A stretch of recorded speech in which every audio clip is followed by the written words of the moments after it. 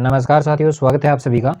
देखिए हम यहाँ पर आज जो है कक्षा 12वीं को लेके बात करेंगे। 12वीं में भी अपना हिंदी अनिवार्य जो है वो विषय रहेगा और चैप्टर नंबर जो है वो यहाँ पर 2 रहेगा। अपनी पुस्तिका जो है वो वितान भाग 2 यहाँ पे रहेगी। पाठ का नाम जो है वो जूझ है और इसके लेखक जो है वो है आनंद यादव। तो चलिए शुरू करते हैं आज का ये वीडियो। देखिएगा, सबसे पहले हम बात करेंगे जूझ जो पाठ है उसके परिचय को लेकर हम चर्चा करेंगे। तो सबसे पहले देखिएगा कि जूझ जो पाठ है उसके लेखक हैं आनंद यादव। एक बहुचर्चित और प्रशंसित आत्मकथात्मक एक उपन्यास है और ये उपन्यास जो है उसकी जो वास्तविक जो लैंग्वेज है, जो भाषा है, वो मराठी भाषा में ये लिखा गया है। और उसी का एक अंश की हम बात करें जो यहाँ पे जूझ नाम से दिया गया है, हमारी पाठ्य पुस्तक में ये लिया गया है, जिसकी चर्चा हम आज करने वाले हैं। और इसमें एक जो है वो किशोर के देखे और भोगे गए गाँव के जो यथार्थ जो जीवन है और विश्वसनीय जो है यहाँ पे चित्रण इन्होंने किया है। और यहाँ पे मैं बात करूँ तो सबसे पहले हमारा यहाँ पे जो बिंदु रहता है वो है लेखक की परेशानी। तो देखिएगा, लेखक के पिता थे, उन्होंने कक्षा 4 के बाद जो है वो लेखक को पाठशाला जाने से रोक लिया और उनसे जो है वो खेती का काम वो करवाने लग जाते हैं। इसके बाद देखिएगा दोस्तों कि खेतों में लेखक को जो है वो पानी देना पड़ता था और कोल्हू भी चलाना पड़ता था। तो देखिएगा खेत में वो क्या-क्या काम करते थे, जबकि लेखक को उस समय लगा कि वास्तव में जन्म भर भी अगर मैं खेत में काम करूँगा तो मेरे हाथ कुछ लगना तो है नहीं, तो इससे कोई लाभ नहीं होगा, इसलिए उसे खेती का काम सही नहीं लग रहा था। और यदि इस समय देखो सोच देखो एक बच्चे की कितनी बड़ी सोच इन्होंने जो है वो रखी है कि इस समय पढ़ लिख लिया तो नौकरी लग जाएगी और हमारा भविष्य जो है वो भी सुधर जाएगा। लेकिन उसे पता था कि दादा से अगर पढ़ाई के विषय में बात करेंगे तो वह बहुत मारेगा, इसलिए दादा से बात करने से तो लेखक जो था वो डर रहा था। इसलिए लेखक ने देखो क्या किया है, अपनी माँ से जो है वो पढ़ने की इच्छा उन्होंने जताई है, अपनी माँ को उन्होंने अपनी पढ़ाई के बारे में जो है वो बताया है। तो देखिएगा माँ और बेटे ने मिलकर एक योजना बनाई। क्या योजना बनाई? देखिएगा कि लेखक कोल्हू का काम समाप्त कर जो है वो माँ के पास आ जाता है और माँ जो थी वो कंडे थाप रही थी। क्या कर रही थी? कंडे थाप रही थी, थेपड़ी थाप रही थी। तो लेखक उनको क्या कर रहा था? बाल्टी में पानी भर भर के जो है वो दे रहा था। उसी समय देखो इन्होंने वास्तव में देखा लेखक ने कि ये एकांत है और एकांत को देखकर लेखक ने अपनी पढ़ाई की जो बात है वो माँ से की है। तो माँ देखो क्या करती है, लेखक की माँ ने अपनी लाचारी प्रकट करते हुए कहा भी कि तेरे पढ़ने की बात में अगर चलाऊंगी तो जंगली सुअर की तरह जो है वो घुर्राएगा, तो उससे अच्छा है कि बात को छेड़े ही नहीं। तो लेखक ने देखो एक सुझाव दिया है अपनी माँ को। क्या सुझाव दिया है कि वह दत्ताजी राव सरकार से मुझे पढ़ने के संबंध में बात करे। भाई दत्ताजी राव गांव के एक प्रतिष्ठित व्यक्ति थे, तो उनसे पढ़ने के विषय में बात की जाए। तो माँ ने ये प्रस्ताव जो था लेखक का उसको तुरंत स्वीकार कर लिया। चलिए फिर क्या होता है, तय क्या हुआ कि वे आज रात को ही दोनों जो है वो दत्ताजी राव के पास जाएँगे और उनसे पढ़ाई की बात जो है वो की जाएगी। चलिए आगे देखिए, आगे क्या है, दत्ताजी जो है आनंदा की जो माँ थी, वो चाहती थी कि उसका बेटा 7वीं कक्षा तक ज़रूर पढ़े, लेकिन दादा के सामने उसकी एक नहीं चलती थी। इसलिए वो उससे कहना ही नहीं चाहती थी, कहती तो वो मानते भी नहीं थे। आगे मैं बात करूँ तो दत्ताजी राव के पास वो जाते हैं और जाने के बाद में देखिएगा, सबसे पहले हम बात करते हैं कि दत्ताजी राव कौन थे। तो दत्ताजी राव गाँव के एक प्रभावशाली जो है वो व्यक्ति माने जाते हैं और वे भी चाहते थे कि आनंदा जो है वो पढ़ लिख कर एक शिक्षित व्यक्ति बने, वो उनकी इच्छा थी। लेकिन वहाँ पर देखिएगा आनंदा की माँ ने कहा, किससे कहा? दत्ताजी राव से तो वो सीधे नहीं कह सकती थी। वो एक जो है उनका जो मैं बात करूँ तो जो घर था उसके जो मुख्य जो द्वार था उसके पास में वो खड़ी हो जाती है या बैठ जाती है। वहाँ पर वो अपने बेटे को ही कहती है कि यानी दत्ताजी राव को क्या कहना है वो कहती है अपने बेटे को। वह बेटे को आगे पढ़ाना चाहती है, उन्होंने कहा। और उसने ये भी बताया कि पति सारे दिन क्या करता है, बाजार में जो रखमाबाई है उसके पास गुजार देता है, आवारा सांड की तरह वो घूमता है और पूरा का पूरा काम जो है वो किससे करवाता है? वो आनंदा से करवाता है। तो देखिएगा लेखक ने राव जी के भाव अपने अनुकूल देखकर, लेखक को लगा कि राव जी जो हैं वो अपने अनुकूल दिख रहे हैं।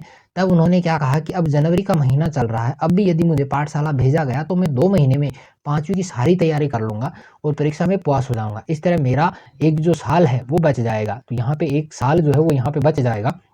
ये बात आनंदा जो है वो दत्ताजी राव से कहता है। और दादा की करतूतें जब दत्ताजी राव ने सुनी तो राव जी को बड़ा गुस्सा आया और उन्होंने कहा कि मुझे उसे आज जो है वो ठीक करता हूँ, मैं उसको आज आने दो, मैं उसको ठीक करता हूँ। तो दत्ताजी राव जो है वो लेखक और उसकी माँ को क्या निर्देश देते हैं उनकी हम बात करें तो देखिएगा, राव जी ने लेखक से कहा कि घर आते ही अपने दादा को मेरे पास भेज देना और घड़ी भर बाद में उनके पीछे पीछे तू भी आ जाना, कोई बहाना बना के आना। ये जरूर है कि बहाना बना के आना है। तो माँ ने देखो राव को सचेत तो कर दिया था कि हम दोनों यहाँ आए थे। ये बात अगर देखो सचेत किया दादा राव को कि आप उनको पता नहीं चलना चाहिए कि यहाँ पर हम दोनों आए थे, वरना तो पता है कि दादा क्या करने वाला है ना।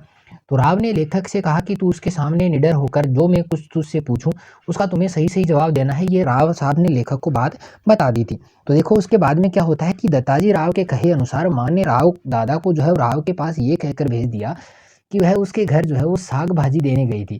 तो उन्होंने कहा कि अपने मालिक को मेरे पास भेज देना। तो ये बात आपको उनको जो है बतानी है अगर पूछें तो। तब दादा जो है वो तुरंत राव जी के पास पहुंच गया।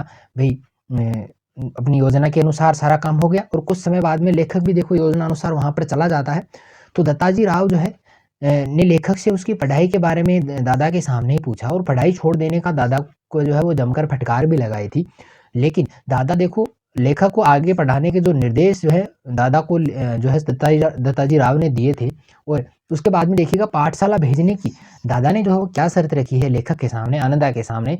तो लेखक ने दादा के सामने ये शर्त रखी कि वह पाठशाला सुबह 11 बजे जाएगा और तब तक क्या करना है, खेत में काम करना पड़ेगा। अब खेत से सीधे ही क्या करना पड़ेगा तुम्हें, बैग वगैरह जो भी है वो साथ ले जाना, सीधे पाठशाला जाना है। और जैसे ही छुट्टी हो घंटा भर जो है तुमको टाइम बचेगा तो उसमें तुमको पशु चराने और काम की अगर अधिकता रही तो स्कूल से तुम्हें क्या करना पड़ेगा, छुट्टी लेनी पड़ेगी। लेखक जो है खुशी-खुशी सारी शर्तें मान लेता है क्योंकि 5-6 घंटे अगर ऐसे निकले तो बढ़िया बात है उनके लिए। कक्षा में देखो प्रवेश होता है तो क्या होता है, तो लेखक सीधे ही 5वीं कक्षा में जाकर जो बैठने लग जाता है। लेकिन देखो कुछ शरारती लड़कों ने जो है वो लेखक की खिल्ली भी उड़ाई और उनका जो गमछा था उसको खींचकर गुरुजी की जो मेज़ थी उस पर डाल दिया। गुरुजी भी बड़ा गुस्सा हुए और देखो बाद में बीच की छुट्टी के समय उनकी धोती खींचने की कोशिश भी की गई लेकिन वो एक कोने में दुबका बैठा रहा, इधर-उधर भागा नहीं। फिर देखो गणित के शिक्षक ने उन शरारती लड़कों को काफ़ी डाँटा भी और फटकार भी लगाई जब उन्होंने ऐसे काम किए। तो फिर देखो कक्षा में वसंत पाटिल नाम का एक होशियार लड़का था, जो लेखक से छोटा था, शांत स्वभाव का था, पढ़ने में बड़ा होशियार था, हर सवाल का जवाब तुरंत देता था। तो लेखक ने भी उसके सामने जो है पढ़ाई में एकाग्रता के साथ जो है वो मन लगाया कि भई ये पढ़ रहा है उस तरीके से मेरे को भी पढ़ना चाहिए। और इससे लेखक की गणित जो है वो धीरे-धीरे समझ में आने लग गई और ये भी सवाल के जो है वो सही जवाब देने लग गया। इससे गुरुजी भी बड़े खुश हुए और लेखक को वो जो है वो लेखक का नाम उन्होंने क्या रख दिया, आनंदा। आनंदा के नाम से वो पुकारने लग जाते हैं। अब इस समय शिक्षक का जो अपनापन था, उसका जो व्यवहार था और वसंत पाटिल से मित्रता होने से लेखक का मन जो था वो धीरे-धीरे किसमें लग जाता है, पढ़ाई में लग जाता है। और वह भी अब क्या करता है, वसंत पाटिल की तरह कक्षा के अन्य बच्चों के जो सवाल हैं वो जाँचने वो शुरू कर देता है। आगे मैं बात करूँ मराठी शिक्षक का लेखक पर क्या प्रभाव पड़ा, तो मराठी शिक्षक का नाम पूछे तो वो बताना होगा आपको, नय व सोंदलगेकर। बहुत तन्मय होकर पढ़ाते थे, पूरी तरह से मतलब पाठ में मग्न होकर वो पढ़ाते थे। वे जब कविता पढ़ाते समय छंद है, लय है, गति है, उसको बहुत बढ़िया ढंग से वो बताया करते थे। और उन्हें मराठी और अंग्रेजी की जो अनेक कविताएँ थी वो उनको बढ़िया तरीके से याद थी। और वे बच्चों को जो छंद की लय है, गति है, ताल है, आदि आदि जो चीज़ें थी उनको बहुत बढ़िया ढंग से वो समझाया करते थे।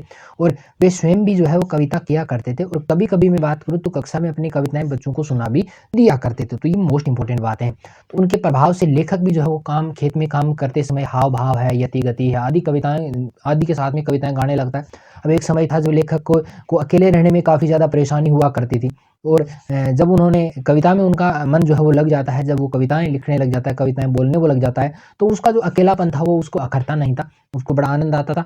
चलिए आगे मैं बात करूँ तो कविता पाठ का जो प्रभाव है वो क्या पड़ा देखिएगा। तो इस तरह खेत में जो काम करते समय, पशुओं को चराते समय कथानक जो था वो कविता पाठ करता हुआ बड़ा मस्त रहने लग गया। और ऊँचे एकांत में रहता था तो ऊँचे स्वर में कविता को अभिनय के साथ में गाना भी उन्होंने शुरू कर दिया, वो चीज़ें अच्छी भी लगी उनको।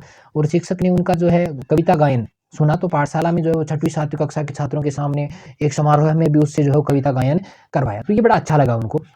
इससे लेखक का जो है वो आत्मविश्वास बढ़ जाता है और वो स्वयं भी छोटी-छोटी कविताएँ जो है वो लिखना प्रारंभ कर देता है। और बात करूँ तो मैं आस-पास के फूलों हैं, फसलों हैं आदि पर कविताएँ बनाता, उनको गुनगुनाता रहता और उन्हें शिक्षक को भी दिखा देता। अब शिक्षक को दिखाता तो देखो आनंदा की लगन की हम बात करें तो लगन किस तरह की थी, देखो आनंदा की कविता को लिखने की एक ऐसी लगन लगी थी कि जब उसके पास में कागज़ पेंसिल न होती थी तो वो लकड़ी के छोटे टुकड़े से भैंस की पीठ पर रेख खींच-खींच कर लिख देता था। और मैं बात करूँ तो वह पत्थर की शिला पर कंकड़ से लिख देता था या कभी-कभी तो हम बात करें तो कविता जो रविवार के दिन मान लो वो लिख रहा है, सोमवार को पहले कविता जो मास्टर जी को दिखाता ही है और अगर सोमवार तक का वो इंतज़ार नहीं करता तो रात को ही क्या करता है, सौंदलगेकर जी के घर पहुँच जाता है और कविता उनको दिखाने लग जाता है, रात को भी नहीं सोने देता है। ठीक है? तो चलिए ये पूरा का पूरा पाठ था अपना और किस तरह से जो है वो एक लेखक का जो जीवन है बचपन से लेके यहाँ पे पूरी बातें उन्होंने बताई हैं। बहुत बढ़िया उनका जो है वो रहा है और ख़ास तौर से मैं बात करूँ तो उनके पढ़ने मन में जो है पढ़ने की बड़ी लगन थी, उस लगन के बल पर ही उन्होंने जो है वो ये मुकाम जो है वो हासिल किया है। तो आपसे भी उम्मीद यही रहेगी कि आप भी हमारे यूट्यूब चैनल को लाइक करें, शेयर करें और सब्सक्राइब ज़रूर करें। चलिए मिलते हैं नई वीडियो के साथ में, तब तक के लिए थैंक यू।